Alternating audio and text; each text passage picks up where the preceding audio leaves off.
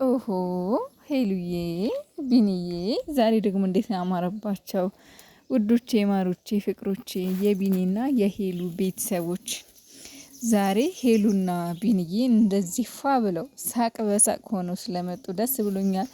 ኤኒዌይስ በቀደም የት ልውሰዳት እያለ ነበረ እና ብዙዎቻችሁ ያው የምጽፉትን እየጻፋችሁ ነበረ። እኔ ደግሞ ሀዋሳ ብዬ ነበረ። እንግዲህ የት እንደሚወስዳት አላቅም። ምናልባት እዛ ቦታ ሄደው መሰለኝ እና ያው ቦታው ለየት ያለ ቦታ ስለሆነብኝ ነው። በደንብ ባይታይ ባክግራውንዱ ግን አንድ አይነት ለብሰዋል ምናምን። ዛሬማ ለየት ያለ ፕሮግራም ያለ ይመስለኛል።